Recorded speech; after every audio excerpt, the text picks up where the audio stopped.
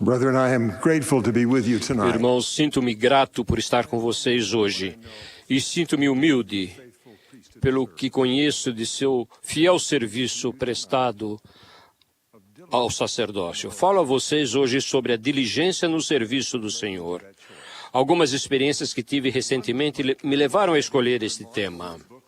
Uma delas foi meu estudo cuidadoso do excelente livreto novo para o sacerdócio arônico, que se chama Dever para com Deus. Ao ler e ponderar o que é esperado que os rapazes façam e venham a se tornar, dei-me conta de que era o mesmo que o presidente Brigham Young prometeu a todo portador do sacerdócio, que é diligente por toda a vida. Um homem portador do sacerdócio, que se mantém fiel a seu chamado, que se deleita continuamente em fazer as coisas requeridas pelo Senhor e que, durante toda a sua vida, desempenha fielmente seus deveres, assegurará para si não apenas o privilégio de receber, mas também de saber como receber as coisas de Deus, para que possa sempre conhecer a mente de Deus. Há poucas semanas, vi um novo diácono começar a trilhar esse caminho de diligência. O pai dele me mostrou um desenho feito pelo seu filho, que exibia todos os bancos da capela, um número para cada diácono encarregado de distribuir o sacramento e o trajeto que ele deveria seguir pela capela para servir o sacramento aos membros. O pai e eu sorrimos ao pensar que aquele menino havia feito, sem que ninguém lhe pedisse, um plano para garantir seu sucesso no serviço prestado no sacerdócio. Reconheci em sua diligência o padrão existente no livreto Dever para com Deus. Trata-se de aprender o que o Senhor espera de você, fazer um plano para realizar isso, colocar esse plano em prática com diligência e depois compartilhar com os outros como essa experiência mudou sua vida e abençoou as pessoas. O diácono fez aquele desenho para garantir que faria o que o Senhor lhe havia chamado para fazer. No início de seu serviço no sacerdócio, o Senhor o ensinou a se deleitar continuamente em fazer as coisas requeridas pelo Senhor. A outra experiência que me levou a falar de diligência hoje foi a de ver um homem quase no fim do seu serviço no sacerdócio nesta vida. Ele foi bispo 2 vezes. Seu primeiro chamado como bispo, vários anos antes de eu conhecê-lo, foi quando ele era jovem. Agora estava idoso, tendo sido desobrigado pela segunda vez como bispo. Suas limitações físicas crescentes tornavam qualquer serviço no sacerdócio muito difícil.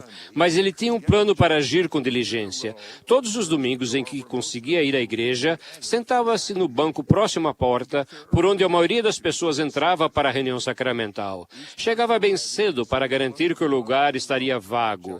Toda pessoa que chegava via em seu olhar o mesmo espírito de amor e de boas-vindas que ele expressava quando se sentava ao púlpito como bispo. Sua influência nos aquecia e inspirava, porque sabíamos parte do preço que ele havia pago para servir. Sua tarefa como bispo estava encerrada, mas seu serviço no sacerdócio ainda não. Vocês já viram exemplos assim de grandes servos do sacerdócio? Vou procurar transmitir-lhes hoje o que aprendi com eles. A primeira coisa que aprenderam foi saber a serviço de quem estavam e para qual propósito. Quando isso penetra profundamente o coração, faz toda a diferença. Primeiro falarei diretamente aos rapazes do sacerdócio arônico. Vocês se tornarão mais diligentes à medida que sentirem a magnitude da confiança que Deus depositou em vocês. Há uma mensagem da primeira presidência para vocês no livreto Dever para com Deus. O Senhor acredita em você e tem uma missão muito importante para você realizar. Ele o ajudará se buscá-lo em oração. Ouça os sussurros do Espírito. Obedeça aos mandamentos e faça e guarde os convênios. João Batista voltou à terra para restaurar o sacerdócio que vocês jovens possuem. Ele tinha as chaves do sacerdócio arônico. Foi João quem Jesus procurou para ser batizado. João sabia quem o havia chamado. Ele disse ao Senhor: eu careço de ser batizado por ti. João sabia que o sacerdócio de Arão tinha as chaves do ministério de anjos e do evangelho do arrependimento e do batismo por imersão para a remissão de pecados, quando o Senhor o enviou para ordenar a Joseph Smith e Oliver Cowdery em 15 de maio de 1829. Ele sabia quem o havia chamado e para que glorioso propósito havia sido enviado. O sacerdócio que vocês possuem lhes permite oferecer o sacramento da ceia do Senhor aos membros de sua igreja hoje em dia. Esse é o poder que o Salvador concedeu aos 12 apóstolos em seu ministério mortal. Ele fez isso de novo quando chamou 12 discípulos após sua ressurreição para liderar sua igreja. O próprio Senhor, conforme descrito no livro de Mórmon, proveu os emblemas de seu infinito sacrifício e os administrou ao povo. Pensem nele, enquanto ele os honra quando vocês desempenham seu serviço no sacerdócio. Se vocês se lembrarem dele, estarão determinados a realizar esse serviço da melhor maneira que puderem, de modo tão bom e fiel quanto ele o fez. Isso pode tornar-se um padrão em sua vida, que vai aumentar sua capacidade de serem diligentes em todo o serviço prestado no sacerdócio para o qual o Senhor está preparando vocês e para o qual Ele vai chamá-los. Essa determinação vai ajudá-los a prepararem-se para receber o sacerdócio de Melquisedeque, que foi chamado no passado de sacerdócio segundo a ordem do Filho de Deus. Quero agora falar aos que foram chamados para servir no sacerdócio de Melquisedeque e receberam a honra de servir nele. Tal como o sacerdócio arônico, o sacerdócio de Melquisedeque é mais do que a responsabilidade de fazer o que o Senhor exige que façamos. É um convite para que nos tornemos como ele é. Eis sua promessa, pois aqueles que forem fiéis, de modo a obter esses 2 sacerdócios de que falei e a magnificar seu chamado, serão santificados pelo Espírito para a renovação do corpo. Tornam-se os filhos de Moisés e de Arão, e a semente de Abraão, e a igreja e reino, e os eleitos de Deus. E também os que recebem esse sacerdócio a mim me recebem, diz o Senhor. Pois aquele que recebe os meus servos, a mim me recebe. E aquele que recebe a mim, recebe a meu Pai. E aquele que recebe a meu Pai, recebe o reino de meu Pai. Portanto, tudo o que o meu Pai possui ser-lhe-á dado. Há um padrão pelo qual todos os portadores do sacerdócio são elevados a essa gloriosa bênção. Um trecho das Escrituras em que o Senhor nos ensina esse padrão é a seção 107 de Doutrina e Convênios. Portanto, agora, todo homem aprenda seu dever e a agir no ofício para o qual for designado, com toda diligência. Aquele que for preguiçoso não será considerado digno de permanecer, e o que não aprender seu dever e não mostrar ter sido aprovado não será considerado digno de permanecer. Assim seja. Amém. O Senhor nos ensina nosso dever, então devemos agir com toda diligência, sem nunca ser preguiçosos ou indolentes. O padrão é simples, mas não é fácil de seguir. Distraímos-nos facilmente. As notícias diárias podem parecer mais interessantes do que o estudo do manual de lições do sacerdócio. Sentar-se para descansar pode parecer mais agradável do que marcar visitas para os que precisam do nosso serviço. Quando me sinto pouco motivado a cumprir meus deveres do sacerdócio por causa de outros interesses e quando meu corpo suplica por um descanso, essas palavras me dão ânimo. Lembre-se dele. O Senhor é nosso exemplo perfeito de diligência no serviço no sacerdócio. Ele é nosso capitão, ele nos chamou, vai adiante de nós. Ele nos escolheu para segui-lo e para levar outros conosco. Nesta noite, lembro-me dele, e isso me anima o coração. Estamos na véspera do domingo de Páscoa, quando nos lembramos de sua ressurreição. Lembro-me do exemplo que ele nos deu nos dias que antecederam. Devido ao amor que sentia pelo Pai e por nós, ele se permitiu sofrer além da capacidade do homem mortal.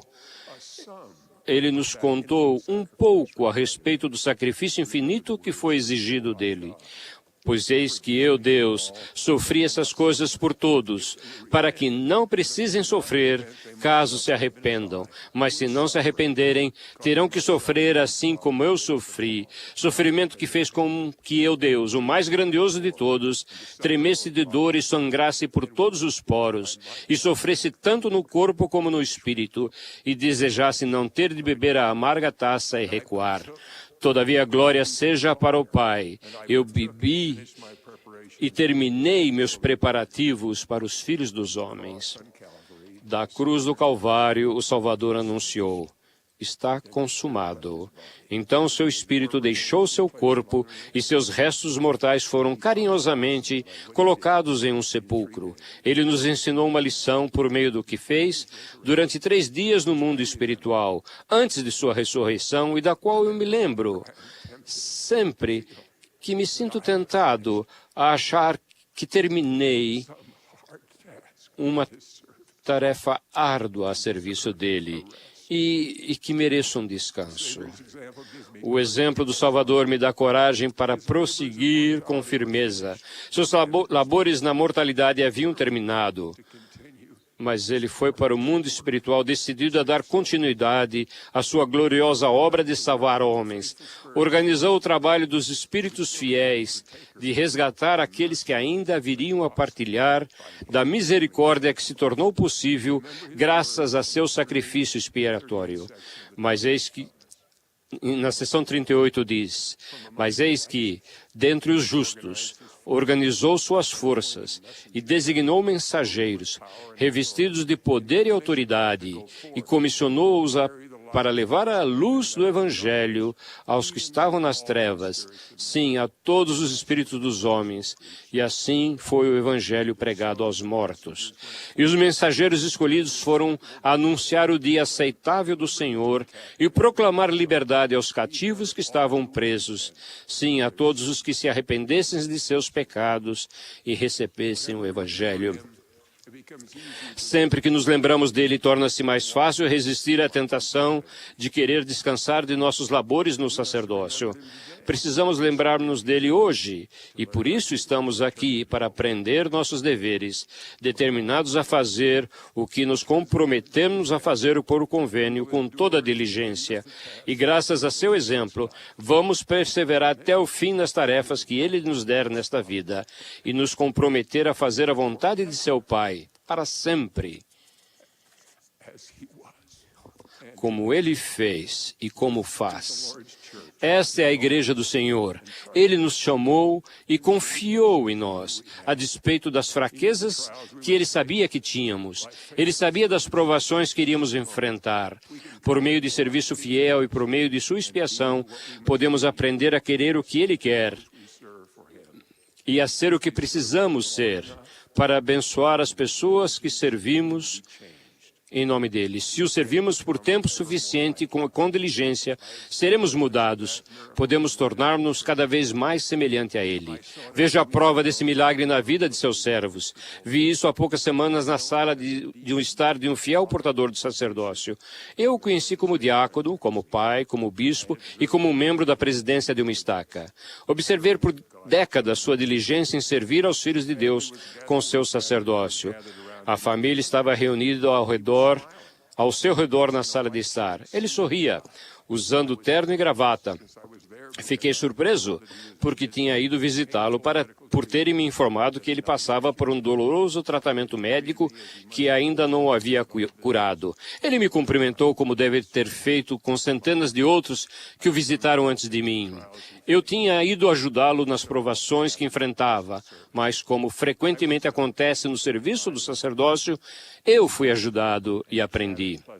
Sentamo-nos para uma conversa agradável. Ele me contou que seu pai havia cuidado de minha mãe quando ela estava prestes a morrer. Eu nem sabia disso.